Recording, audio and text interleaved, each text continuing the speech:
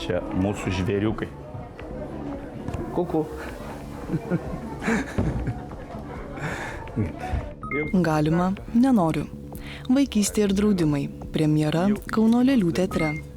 Visas mūsų gyvenimas galima, negalima, galima, negalima, galima, negalima. Ir ko gero, netgi kai esi senelis ir kada jau žinai daugybę dalykų, kas galima, kas negalima, vis tiek laiks nuo laiko šitas klausimas kyla. Spektaklyje aš bandžiau pjesėje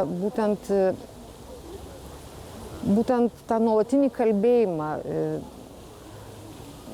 kad mes bendrautume vieni su kitais, kad mes klaustume, atsakytume vieni kitiems ir tik tai taip galime kažkokią tai prasmę buvimo kartu pajausti. Čia yra mūsų maumas, mūsų skeptikas, kuris visus vaikus moko kaip tik atvirkščiai. Nori lysti šulinį, lendėjai šulinį. Ir man labai bus smagu, kai tu paskui verksi. Man labai patinka su mokytoja skaityti, kai jinai ateina į namus. Mane tėveliai labai mylėjo ir labai dabojo, labai saugojo ir patikėkit manim, dėl to, kad mane saugojo, man nepirko dviračio. Ir tai būdavo negalima išvažiuoti į gatvę, bet gatvėje tai yra smagiausia. Kalbėjimo, susikalbėjimo klausimas. Apskritai mes mažai kalbam su vaikais, mes mažai kalbam su savo tėvais. Aš net neabejoju, kad kiekvienuose namuose gyvena kaukas. Tik turbūt jo gerumas ar blogumas priklauso, kokie mes esam. Neik ten, nes kažkas gali nutikti. Nekišk nosies į nosį, tą piršto į nosį, nes kažkas gali blogo nutikti. Tai va čia yra mūsų tasai personažas, kuris tas baubas iš patamsių. Bet nėra jis baisus, bent jau šiais laikais vaikai jo tikrai nebijo.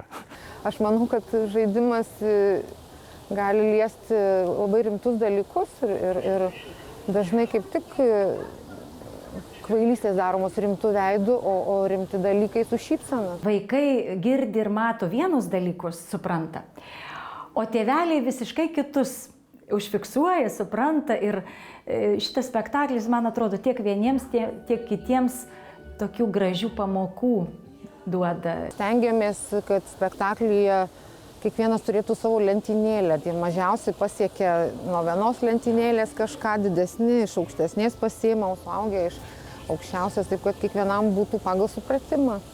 Aš noriu dažniausiai kažkokių tai žaislų, Lego dažniausiai užsinoriu. O ką tau tėveliai sako? Tėveliai sako kitą kartą. Ir ką tada tu darai? Tada sakau gerai. Prisimenu vieną atsitikimą, tėtė į darželį man atnešė griliažinį tortą, tais laikais tai buvo didžiulis deficitas. Vienintelis tortas, kurio nevalgau, tai yra griliažinis. Buvo didžiausias stresas, kurį aš po šiai dienai atsimenu. Ar mes tėvai mokam iš vis kalbėti su savo vaikais? Ar mes viso labo neturim laiko ir pasakom negalima ir galvojam, kad tam vaikui paaiškinimo nereikia, kad jeigu pasakiau negalima, jis privalo tai vykdyti? Ar mes vis tik tai norime, kad mūsų vaikas būtų mūsų kolega, mūsų draugas, mūsų bičiulis ir mes su juo kalbamės ir aiškiname, kodėl negali? Kaukutis arba kaukutė, arba tėvelis, arba mama kaukai, tai tos dvaselės, kurios iš tikrųjų tiek geros, tiek blogos. Va čia yra strakalas. Ir man gražiausia yra, kad tai yra kačiuko, kiškio, pienės pulko ir jūros arkliuko mišrūnas. Šuniuką norėjau. Tai papasakok. Mama sakė, kad reikia labai rūpintis, nepirko tada. Norėjau šuniuko, bet sakė, kad jį reikės prižiūrėti, pamaitinti, išvesti, kad kasdien į lauką.